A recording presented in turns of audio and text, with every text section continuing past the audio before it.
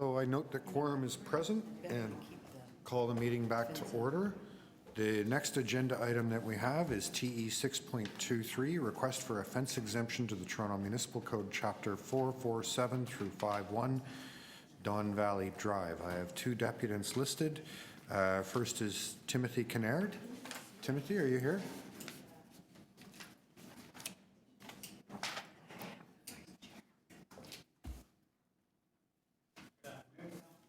Good afternoon. I'll just let you get set up there.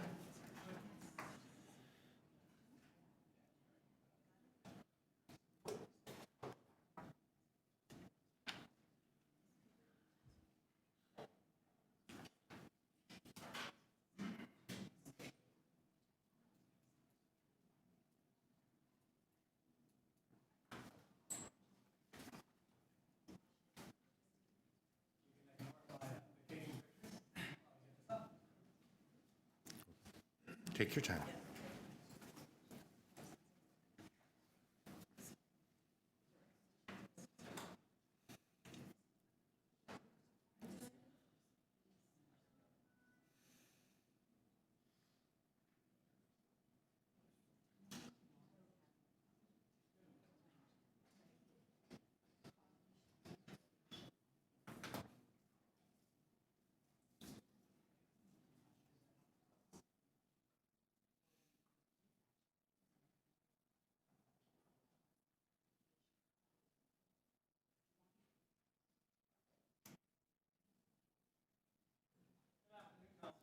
Good afternoon.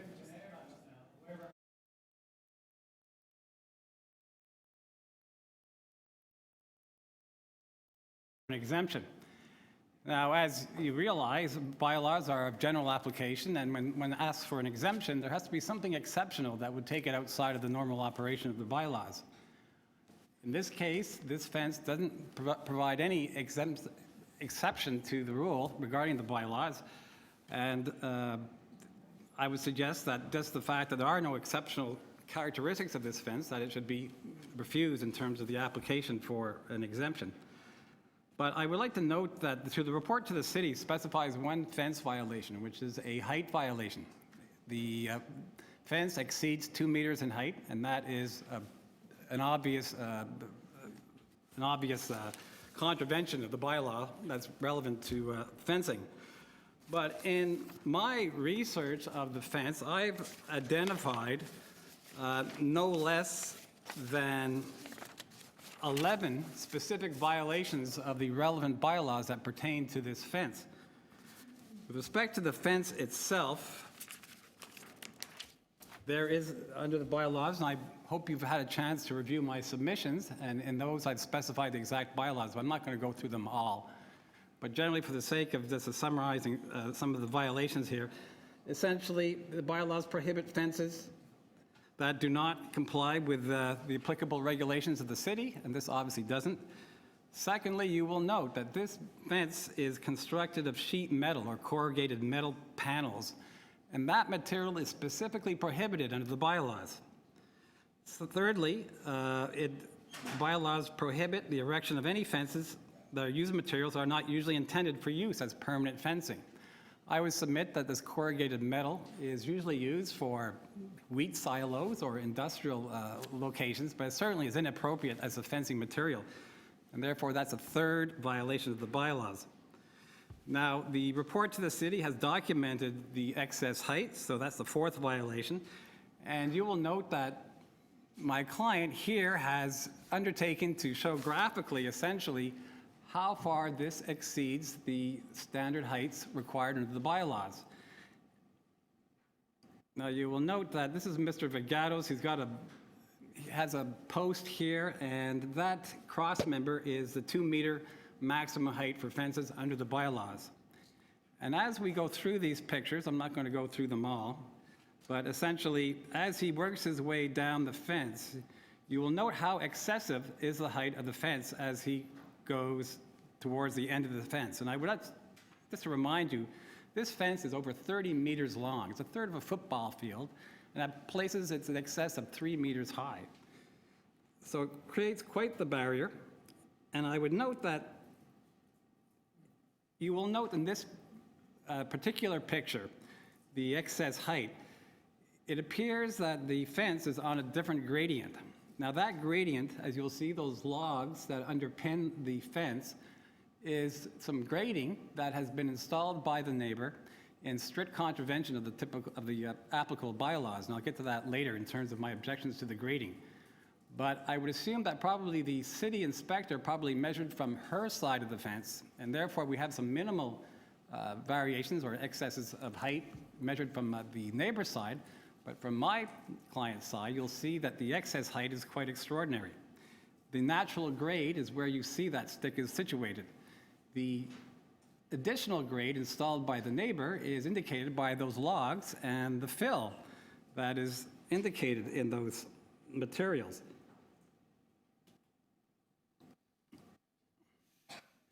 So again, as Mr. Vegatos makes his way down, you'll see those excess heights are quite incredible. The excess height varies quite wildly over the course of the fence. And I would suggest that on the basis of that excess height alone, the application for an exemption should be denied.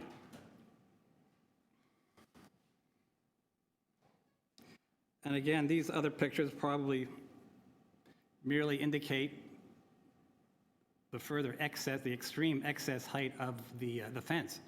Now, in this last picture, I want you to note that underneath the fence, the neighbor has used as grading materials what appears to be garbage. Essentially, there's pots that you can identify in this picture, and there are better pictures further on. But the grading of this fence is insubstantial, and it's also in violation of the relevant bylaws.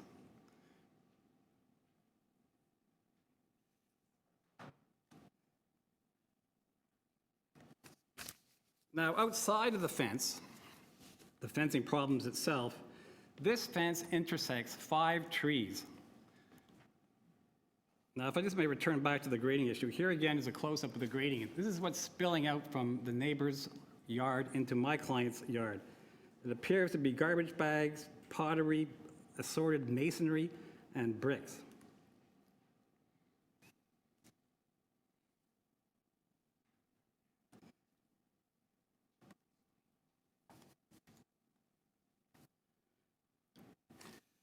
Now, I note that the report to the city fails to mention the corrugated steel that's used to construct this fence. Sir, if I can remind you, you have 5 minutes, so if you have a concluding thought. Okay, well, essentially, what I have here is essentially the corrugated steel in itself is an abysmal eyesore, which ought to be disallowed, given the fact that it violates so many various bylaws.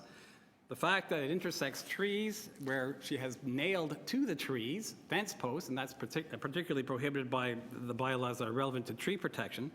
And most importantly, this whole area is subject to it's been identified as a protected area under the City of Toronto. Okay, I'm going to stop you there. Thank you very much for your deputation. Are there any questions for the deputant? Seeing none, thank you. Thank you. Next, I have Didi Vergatos.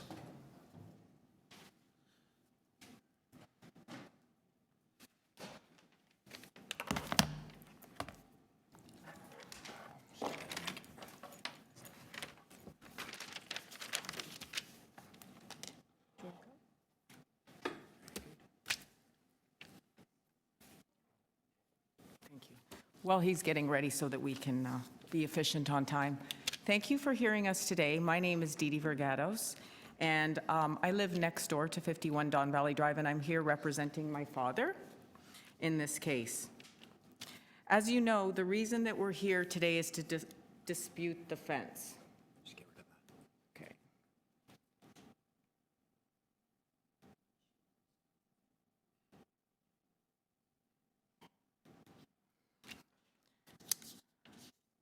And as you know, as our lawyer mentioned, it violates between 7 and 11 bylaws with no consideration for the law, but also those who have to live within eyesight of the fence, and no consideration for the devaluation of our property, and most importantly, no consideration for the destruction of the trees, which the fence has been nailed to all along our property. What you don't know is if you have a look at the picture, that is the dwelling that our house is beside. This is the first bylaw violation of Mrs. Sable. This is a picture that we must live beside.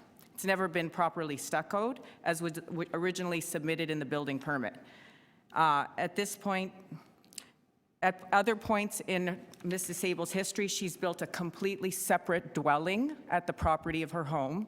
So if I could ask you to restrict your comments to the fence, that's what we're here to make a decision about. So I'm sorry, I was just trying to show a history of about understand, but 8 violations before that. Our That's duty fine. is to think about the fence. Thank you. Okay, so that you understand that there's a history of a pattern by Mrs. Sable where she does whatever she wants, when she wants, without consideration to city bylaws or those around her, simply because she wants to. So today is going to be our 6th time before City Council to dispute this fence. Obviously, you're all overwhelmed, and it is not our desire to come and fight over a fence. So I just want you to know that. And we're tired, and we want to put this to rest. We realize that everybody's overstretched here and should not have to deal with these kind of issues. So we really want to get this resolved here today. So I'm going to ask you to put your stake in the ground and decide which side of the fence are you going to be on today. Will you be on the side that says blatant law scoffing of the law is permissible, and an attitude of it's not breaking the law until you get caught should be tolerated, that anybody could build anything they want just because they want to with no consideration for those around them or the law? Or are you going to be on the side that sends a clear message that says those that put themselves above the city bylaws, and that says that violating bylaws, wasting people's time, taxpayers' money, will not be tolerated? I want you to imagine if everybody had a history of, like Mrs. Sable, of breaking laws just because they want to, building separate dwellings and astroturf and nailing things to trees and putting up a corrugated fence, which, by the way, I'll have you note, is very dangerous. If anybody is standing beside that corrugated fence and lightning hits it, they will be instantly electrocuted. So you need to decide here today, because you don't want that on your conscience. It's illegal to have corrugated steel, and it's a hazard. So any of our kids that are playing in our backyard, or even Mrs. Sable herself, would be subjected to electrocution if that fence gets hit by lightning. So these are many things I want you to consider. We leave yourselves for this decision in your honorable hands. Thank you very much. Thank you. Are there any questions of the deputy? Yes, I would like to show you a further picture. Okay, sure.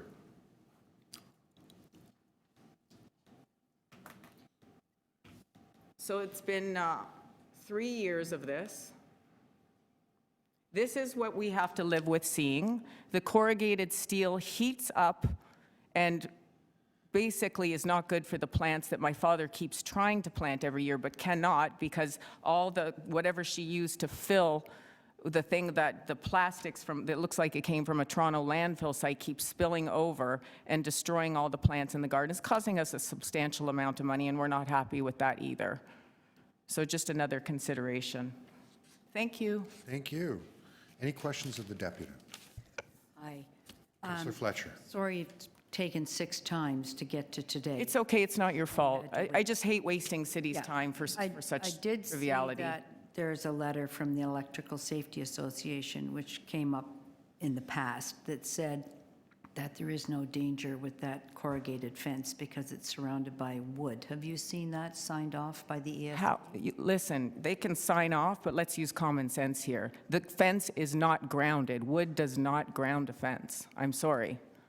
Okay. It's going to be on you. Something happens, Well, it's the on you. do you know who the Electrical Safety Association is?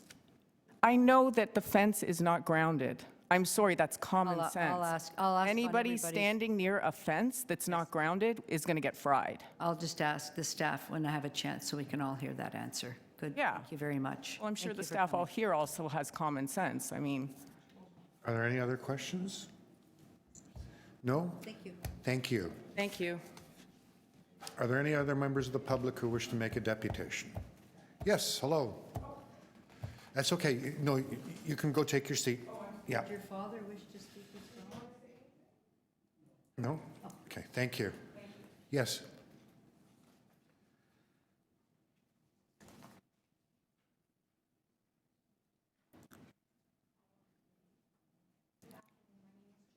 I'm sorry, could you just sit down and make sure the microphone's on so we can hear you? Is it lit up? It is now. Can you Okay, hear me? good. Great. If you could tell us your name, please? My name is Joanna Sable, and I live at 51 Don Valley Drive. So I would just like to go through a couple of quick things. My house was never to be stuccoed.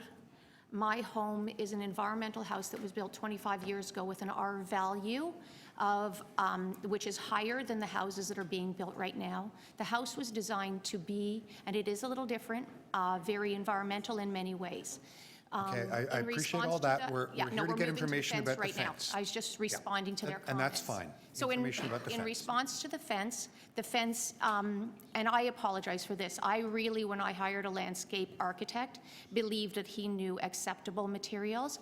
I do find the materials in the fencing antiquated. The house is fully grounded. I've sent you letters, which I'm sure you have before you, that show from a licensed electrician, a licensed architect, a licensed other landscape architect, that the fence is grounded. Each panel is completely encompassed by wood. It is sunk to the depth of the legal levels, which does ground it. So that part is done.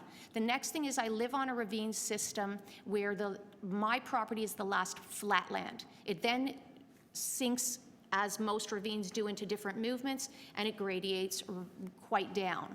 The fence is the exact height that the fence always was. Mr. Vergatos erected a fence illegally against my deck many, many years ago. The fence was rotting, the deck was rotting. Again, if you could speak to the fence This that's is the in front- fence. Oh, same fence. Same I fence, sorry. misunderstood. I'm So sorry. the fence was rotting, the deck was rotting, I had to take it down for safety.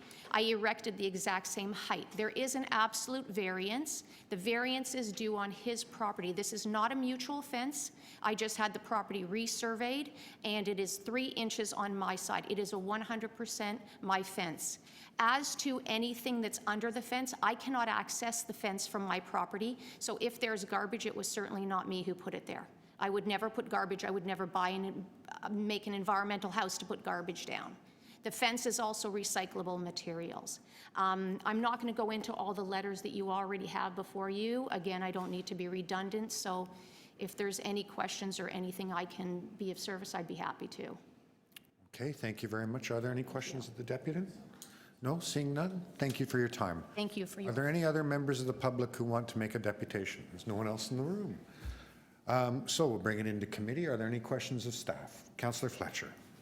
I just wanted to ask MLS, because they're the ones who have this report here, that are there other corrugated fences of this nature in Toronto East York that you're aware of? Through you, Mr. Chair, yes, Councillor Fletcher, there is.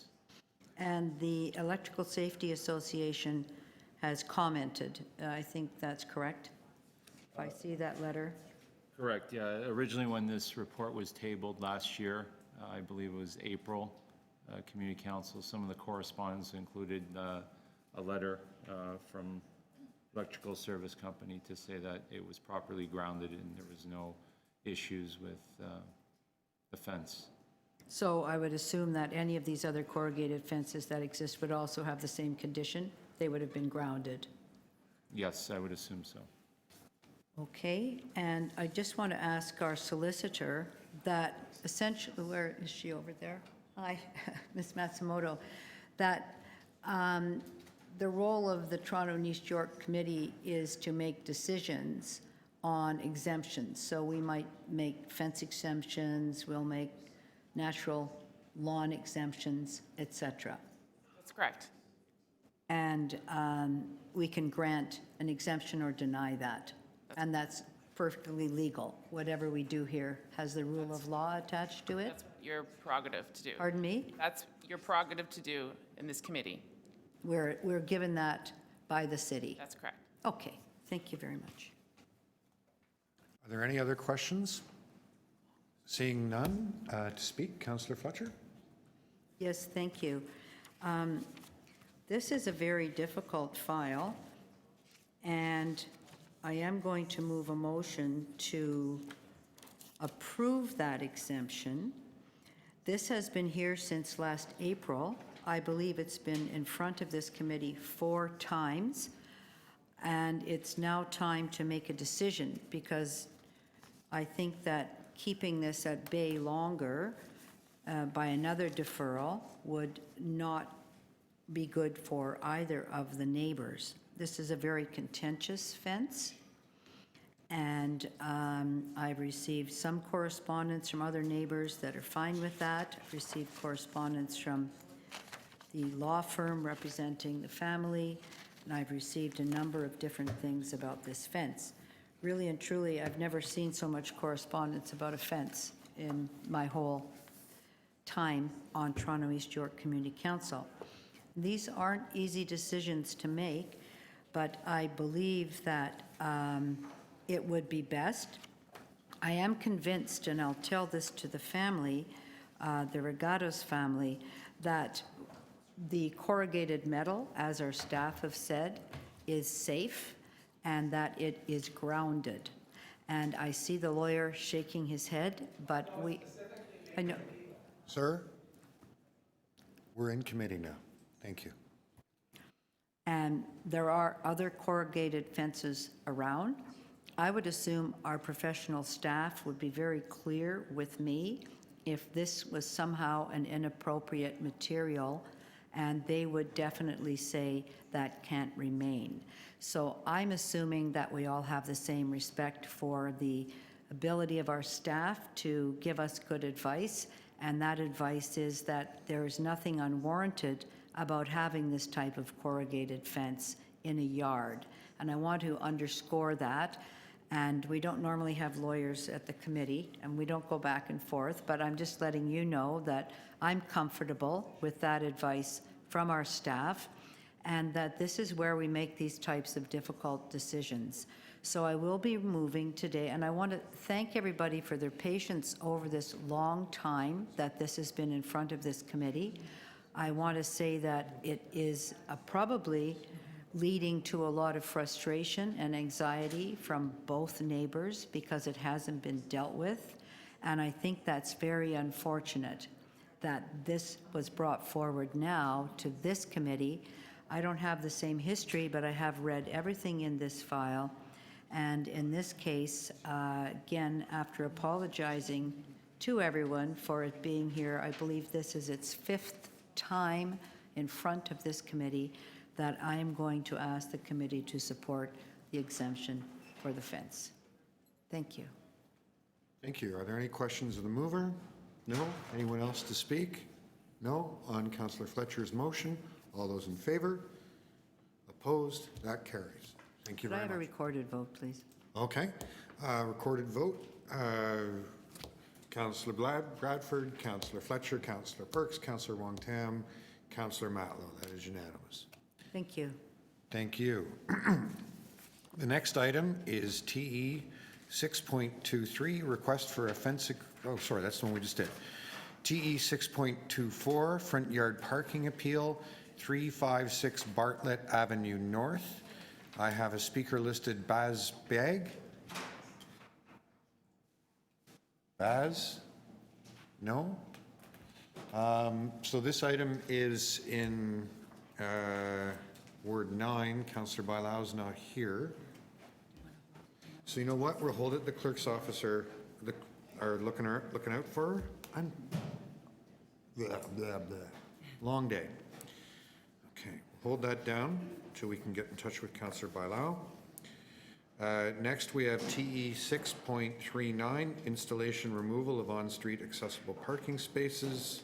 No, No, we have, sorry, the next one is, that's 4-1. Yeah, 4-1, accessible loading, all of that. TE 6.41, accessible loading zone, Olive Avenue. We have a deputant listed, Marla Fine. Marla? Okay. This is in Ward 11.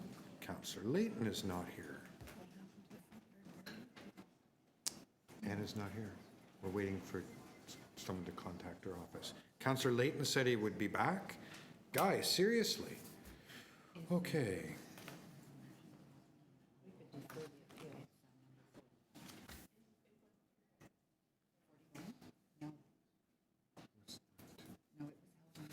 Okay, item TE 6.52, Vision Zero pop-up demonstration in Beaches, East York. Councillor Bradford. Questions of staff?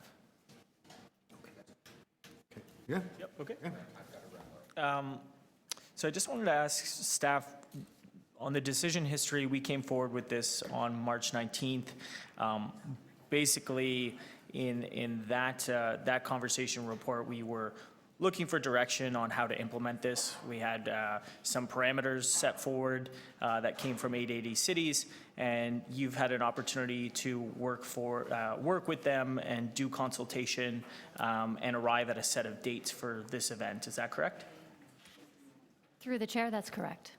And between March 19th and where we are today, have you heard from community members, businesses, people in the neighborhood? Have there been any questions directed towards your office on this? Through the chair, no direct questions. During the time when your motion was previously considered at the March TUICC, there were 3 deputations, I believe, in support. We subsequently, at the direction of committee, had a meeting that was held with 4 BIAs from the area and the surrounding area, and there was positive support for this demonstration, very similar to an event. Okay, great. Thanks very much. No further questions? Any other questions for staff? Seeing none, to speak, Councillor Bradford. Thanks very much. I would just like to move the motion to adopt the staff recommendations for the Vision Zero pop-up demonstration in Ward 19. And I'd like to thank staff for all of their work on this file. I know that this is a less conventional initiative, but one that I think is very important. The event will be at the end of August, the weekend from August 22nd, set up on the Thursday, the Friday, August 23rd, Saturday, and take down on Sunday. And I think it's a really powerful opportunity for us to demonstrate as a city how we can use a range of different design interventions to make our streets safer for everybody. And doing that on Danforth right now is really important. And I want to emphasize that this will be an invitation for residents, certainly in Ward 19 and from across communities in Toronto, to come and see what a complete street looks and feels like. I want to thank Councillor Fletcher and staff for the very productive stakeholder engagement session that we had with all 4 BIAs along Danforth. And I want to thank 880 Cities for their vision and dedication to this project. I know it's been kind of a year in the making, but we're very excited to bring it forward and hope all of you will join us on the Danforth in August. Any questions on the mover? No. Anyone else to speak? Councillor Fletcher? Yeah, this is a very exciting opportunity, and I do want to thank Councillor Bradford and our great Danforth Mosaic BIA for bringing this forward and for having this discussion. And for Ms. Hayward, thank you very much for your work in the Danforth corridor study, the planning and corridor study, which is coming up, and brought all the BIAs together about the corridor study and added the pop-up, which everybody understood. I think we made a number of changes that made everybody happy, the date and other assumptions that have been made about it, that just will allow everybody to be part of it and have this exciting opportunity on the Danforth. So stay tuned for way more great news on the Danforth this year. Thank you. All those in favor? Sure. All those in favor, Councillor Cressy, Councillor Bradford, Councillor Bailao, Councillor Fletcher, Councillor Perks, Councillor Wong Tam. Guys, you got to put your hand up if I'm going to call you. Councillor Layton. I was looking over there. Councillor Matlow. That's unanimous. Okay, so we will go back now to item TE 6.24, front yard parking appeal, 356 Bartlett Avenue North. I already called for deputies, and the room is empty. So Councillor Bailao. You're not here. So I already gave my speech on this item, actually, because I thought we actually had already approved it. So I'm trying to understand we did before. But this is at the time when I spoke about the fact that it fulfilled all the conditions and there was only one vote missing. It was the 50%. This is actually, Oh, you gave the wrong speech on the wrong item. yes. So this is a front yard parking appeal in, now I have a bit of the area that I represent that allows for front yard parking. And they are actually fulfilling all the requisites of the bylaw. The only reason why this is in front of us is because they need 51% approval and they only got 50%. Everything else is fine, have all the green space, they have everything. It's because of 1%. So if I could ask for your support to have this done. So it fulfills all the conditions of the, it doesn't take parking away from the street. It has meets all the green standards. Again, the only reason why it's in front of us is because of a 1% it didn't get. And as we all know, there is serious issues with the way that we conduct our polls. You know, we don't have the most reliable data, so it's sometimes unfortunate. And in these situations, when it's by 1%, it is truly unfortunate. So I ask for your consideration. Okay, so I'm going to move the staff recommendation to deny. So on Councillor Bailau's motion, all those in favor? All those opposed? Guys, okay, you know what? This one's actually, you have to vote. Okay, we'll take it again. On Councillor Bailau's motion, all those in favor? 1, 2, 3, 4, 5. All those opposed? 1, 2, 3. Okay, so that carries. There you go. Okay, that leaves one item, which I've lost track of. Oh, it's, the last one is this one. Oh, 640, 640.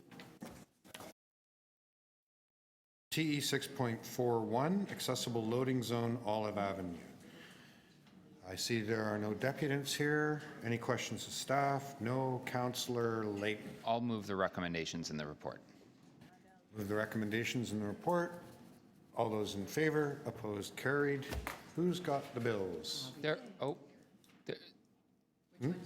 the Brunswick College, 18, right, yes, we had to go Oh, back.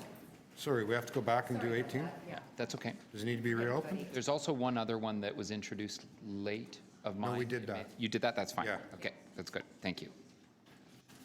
So this is, I have a motion with some amendments. I don't believe there's anyone here to speak to anything anymore. This is a long list of conditions. That's page 1 of 3 pages? You gone through the whole alphabet? Yep. And in case anyone ever watches this tape, the only thing I could suggest is let us not run to the media in an attempt to negotiate for a patio through the media between a community association and an applicant.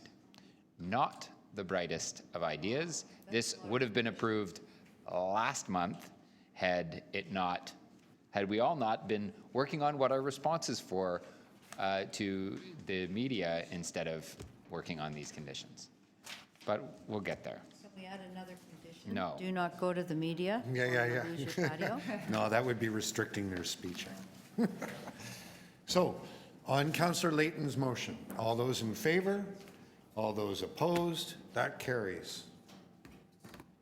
Who's got the bills? Watch it, the clerk's about to give you bills. If you sit still too long, you get bills. Okay, Councillor Wong Tam. Just before she does that, on a point of privilege, I'd like to just announce and acknowledge the now award-winning Toronto St. Paul's community that led the city's efforts to walk in support of the city's climate change action plan in Live Green TO's Transform TO challenge between May 6th and May 20th. Toronto St. Paul's residents walk the talk when it comes to combating climate change. Congrats to our Midtown community.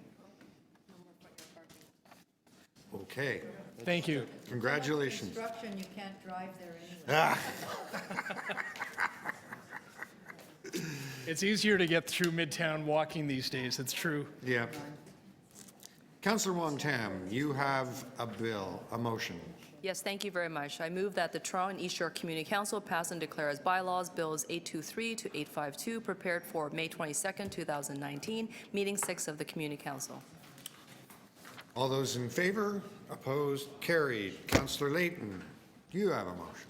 Yes, thank you. The Toronto and East York Community Council pass and declare as a bylaw a confirmatory bill to confirm the legislative proceedings of the Toronto and East York Community Council acting under delegated authority at meeting 6 on May 22nd, 2019. All those in favor? Opposed? Carried. That completes our business. Thank you all.